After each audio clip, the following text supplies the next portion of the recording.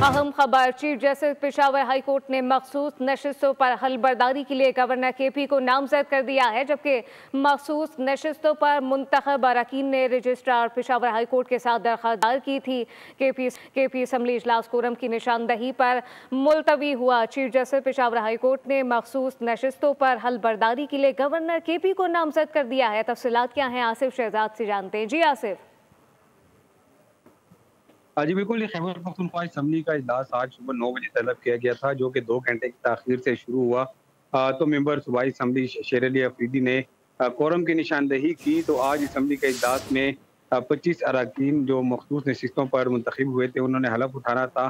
तो कोरम की निशानदही पर इजलास जो है 24 जुलाई तक मुलतवी किया गया। तो उनका जो हलफबरदारी थी वो मौखर हो गई। तो इस पर अपोजिशन की जानिब से पेशावर हाई कोर्ट के चीफ जस्टिस को खत लिखा गया, जिसमें बताया गया कि आइन की शर्त के मुताबिक आज हलफबरदारी करनी थी, लेकिन सूबाई हुकूमत की जानिब से असम्बली इजलास में ताख़ीर और कोरम जो है पूरा नहीं किया गया। तो हलफ नहीं उठाया गया। इस हवाले से खत पर अमल दरामद करते हुए रजिस्ट्रार पेशावर हाई कोर्ट की जानिब से लिखा गया कि फैसल करीम कुंडी इस हवाले से नामजद किए गए हैं, जो कि तमाम अरकान से हलफ लेंगे।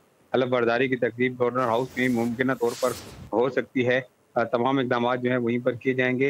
बताया जा रहा है कि आज शाम या कल सुबह 9 बजे तक तमाम अरकान से हलफ ले लिया जाएगा, जिसके बाद सेनेट के इंतखाबात हैं उनका अमल भी जो है वो मुकम्मल किया जाएगा।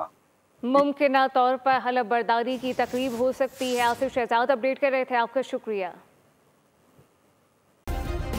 सब्सक्राइब करें और बेल दबाएं ताकि कोई खबर रह न जाए।